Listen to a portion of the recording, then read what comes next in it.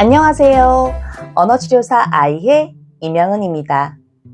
오늘은 언어치료사 아이해 뇌졸중 실어증 치료 영상에 이은 세부적인 실어증 치료 영상을 준비하였습니다.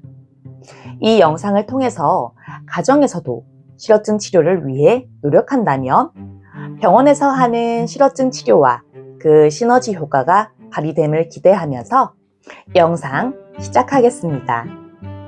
세부적인 실어증 치료, 아이해가 가정에서 하는 실어증 치료 방법으로 3가지를 준비해 보았습니다. 첫째, 발화산출 치료인 이름대기 치료. 둘째, 일상생활에서 자기 단서 가르치기. 셋째, 발화산출 확장을 위한 발화산출 치료가 있습니다. 첫 번째로 이름대기 치료입니다. 이름대기 치료는 단시간 내에 사물, 명칭, 가족 이름 등 명명하기에 어려움을 가진 실어증 환자를 위한 치료입니다. 이름대기 치료는 환자가 정확한 단어를 단시간 내에 찾기에 어려움을 보일 때 하는 치료입니다. 바로 명칭 실어증 환자에게 많이 하는 치료법인데요. 이름대기 치료법으로 언어 능력이 향상되면 말을 하는 유창성이 올라가고 사회적인 의사소통이 편리하기에 이것은 실어증 환자 대부분에게 중요한 치료 목표로 여겨집니다. 이름대기 치료는 문장의 완성 단서를 주며 시행하는 문장의 완성 단서를 주어서 환자가 스스로 문장을 완성하게끔 도와주는 방법입니다. 네, 바로 일상에서 많이 쓰이는 문장과 단어면 좋겠지요. 예를 든다면 가족 중에 실어증이 있는 환자가 엄마라면 엄마, 잘 들어봐, 엄마. 우리 밥 먹고 뭐 하지? 하고 치약과 칫솔을 보여주거나 양치질을 하는 모습을 보여줍니다. 이를 보고 엄마가 스스로 치약 또는 칫솔이라고 문장이 아닌 연관 단어만을 말해도 엄마 맞아 잘했어 치약이랑 칫솔이야 이걸로 우리 이 닦을 거야 양치질 맞아 엄마 우리 밥 먹고 양치질 하는 거야 밥 먹고 양치질 하는 거야 하고 처음에는 단서로 그리고 문장으로 환자 스스로 단어나 행동을 떠올려 말할 수 있도록 도와주어야 합니다. 또 다른 예로 아빠 인사할 거야 응? 인사할 거야 하세요 응 안녕하세요 맞아 그렇게 인사하는 거야 일상에서 자주 쓰이는 말부터 어렵고 긴 문장까지 차근차근히 또 천천히 환자가 이해하고 말할 수 있도록 도와주고 예를 들어주며 또 모습을 보여줍니다. 가장 중요한 것은 실어증의 치료는 가족이 아닌 환자 본인이 가장 노력하고 있다는 점이에요. 그래서 환자가 단어나 문장 떠올리기를 힘들어한다면 수준을 한 단계 낮춰서 더 쉬운 일상 단어를 선택하거나 말했던 것을 다시 까먹어 버리거나 잊어버려도 다시 한 번, 또 한 번 반복해서 더 해야 한다는 겁니다. 또 환자가 단어의 의미를 이해하지 못하고 단순히 따라 말하는 것인지 아닌지 확인도 꼭 필요합니다. 실어증 언어 치료는 오랜 시간이 걸리는 분도 계시고 잘 기억해내셔서 성공하시는 분도 계세요. 칭찬과 응원, 그리고 웃음은 환자와 가족 모두를 힘나게 하는 힘찬 발걸음입니다. 포기하지 마시고 하나씩 천천히 시도해 보시길 바래요. 두 번째로 일상생활에서 자기 단서 가르치기입니다. 단어와 문장을 떠올리기 위한 자기만의 단서를 가지는 것인데요. 실어증의 치료 기간 동안 습득하였던 환자의 언어 능력을 일상생활에서 유지하기 위해서는 일상생활에서 단서를 얻는 전략을 스스로 터득하고 또 배워야 하고 또 유지하여야 합니다. 예를 든다면 뜻이 같은 동의어, 반대의 뜻인 반의어, 또 물건, 연관 단어를 배우고 외워두는 것인데요.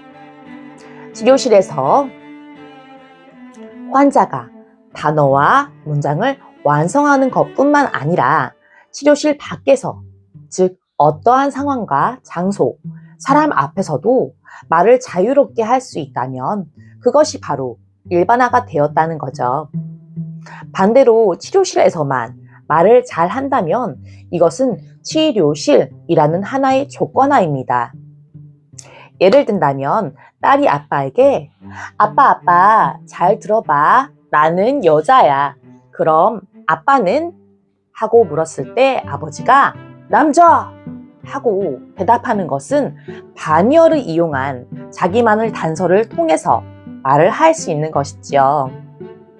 또 다른 예로 자신이 좋아하는 음식을 떠올리게 하는 연상 단어도 사용됩니다. 아빠, 우리 오늘 외식할 거야. 밖에서 밥 먹을 거야. 아빠가 좋아하는 음식. 짜장면.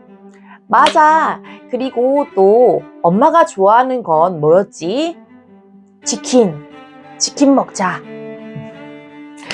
또 좋아하는 텔레비전 프로그램이나 연예인을 떠올려도 너무 좋습니다. 엄마, 오늘 엄마가 좋아하는 드라마인데 그 뭐였지? 막 춤추고 노래하는 그 드라마. 정연이, 오늘 정연이 한다. 봐야 돼. 가장 편하고 쉬운 것, 또 생각하면 기분이 좋아지는 단어부터 시작하는 자기 단서로 시작하여 일상적인 단서로 넘어가주면 좋겠지요. 또 환자가 스스로 단어 명명하기가 가능해지면 이제 가족의 치료 목표는 구, 문장, 대화까지도 발화를 늘려주어야 합니다. 여기서 또 중요한 것은 하루아침의 결과가 아니라 기다려주고 대답을 도와주고 응원해주는 것이겠죠. 그리고 환자가 헷갈려하는 부분은 반복해주며 서로가 힘들지 않은 선에서 습관처럼 연습해 주어 스스로 자기의 말을 떠올리기 위한 수단인 자기 단서 만들기를 도와주어야 합니다. 세 번째로 발화산출 치료입니다. 발화산출 확장 치료라고도 하는데요. 발화의 뜻은 바로 말하는 행동입니다. 발화를 확장한다고 하니 문장으로 또 이야기로 길게 하는 치료라는 뜻이죠. 발화산출 치료는 단어에서 시작하여 간단한 구, 문장으로 또 길고 복잡한 문장으로 점점 말하는 것을 늘려가는 치료입니다. 물론 환자 가족에게 대답을 미리 말해주고 따라하는 것이 아닌 환자가 스스로 긴 문장을 말하는 것인데요. 예를 든다면 아들, 오늘 아들이 좋아하는 짜장면 먹자. 짜장면 먹자. 그런데 짜장면은 어떻게 먹는 거였지? 짜장면 젓가락으로 이렇게. 이렇게 어떻게? 짜장면 젓가락으로 이렇게 비벼서 양파, 단무지랑 먹어. 맛있어. 바로 따라하는 것이 아닌 설명하기, 묘사하기, 느낌 말하기처럼 환자 스스로 문장을 말하게 하는 문장을 길게 늘리는 방법입니다. 또 예를 들면 횡단보도, 신호등에 걷는 사람 그림을 보며 엄마, 저 그림 좀 봐. 이 사람 뭐 하고 있어? 초록불이야. 초록불 사람 뭐 하고 있어? 움직여, 초록불. 움직여. 초록불, 저 사람 뭐 하고 있는 거야? 초록불 켜지면 걸어가는 거야. 횡단보도 걸어가는 표시야. 하고 환자 가족이 길게 말할 수 있도록 문장을 유도해주며 사회적인 대화 상황에서 가장 효율적인 표현을 할 수 있도록 도와줍니다. 그림 자료를 보며 내용 묘사하게 하기, 동화책의 표지 보고 책 내용 말하기, 환자가 자주 쓰는 단어를 이용한 문장 만들게 하기, 짧은 이야기를 환자 가족에게 들려준 뒤 그 이야기를 환자가 다시 설명하게 하거나 질문에 대답하게 하기. 예를 든다면, 아빠, 나 오늘 우산 안 가져갔는데 갑자기 소나기가 내렸어. 급하게 편의점 갔거든? 거기서 지희를 만난 거야. 고등학교 동창 지희. 너무 신기하지? 이야기를 듣고 환자가 다시 설명하게 하거나, 아빠, 나 오늘 우산 안 가져갔는데 어떻게 됐다고? 하고 대화의 주제를 제시한 후 자연스럽게 대화를 유도하거나, 예를 들어서, 언니야, 다음 주면 벌써 언니야 생일이다. 나 애들 많이 오겠네. 이번 생일 때는 누구누구 온다 카드노? 응? 손주도 다 온다 카드나? 아이, 언니야, 너무 좋겠네. 간만에 애들 다 보고.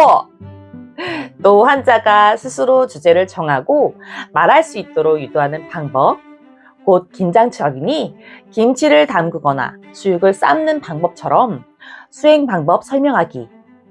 이런 방법들을 이용하여 가족, 간병인, 다른 치료사들 모두가 환자의 의사소통 치료에 모두 참여하고 오랜 시간을 함께하는 가정에서도 이것을 연계하여 실어증 치료를 유지한다면 많은 도움이 되겠지요. 하지만 발화산출 치료는 단어 명명하기 단계인 실어증 환자 가족에게는 아직 어려운 과제입니다. 실어증 치료를 시작하고 환자가 스스로 말하는 것에 대한 부담이 줄어들고 자신감이 생긴 상태에서 조금씩 말의 길이를 늘려가는 것이 좋겠습니다. 지금까지 가정에서 하는 실어증 치료 방법, 세부적인 실어증 치료 방법을 설명해 드렸습니다.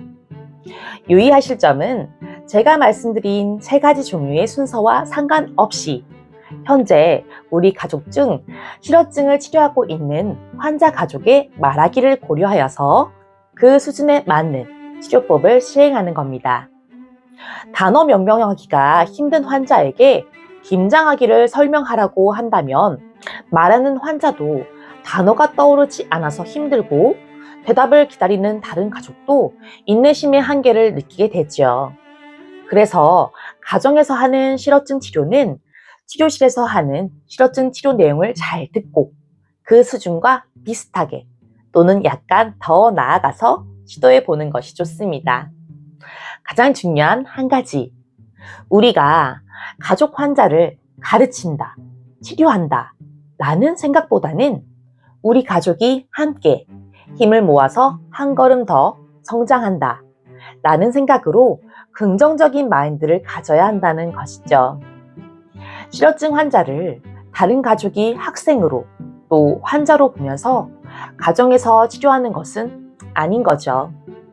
만약 가정에서 환자 가족의 실어증 치료를 도와주다가 우리 엄마가 어쩌다 이렇게 되었나, 또는 도대체 아빠는 왜 말을 헷갈려 하는 거야, 이 쉬운 단어를, 하고 아주 가끔이라도 가족이 느끼는 현실적인 한탄과 감정적으로 또는 심리적으로 힘듦을 느끼신다면 가정에서 하는 실어증 치료 대신 전문가에게 치료를 맡겨주세요.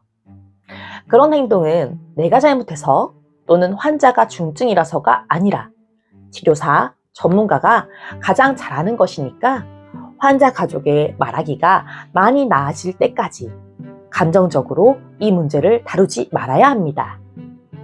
그럼 오늘도 아이였습니다.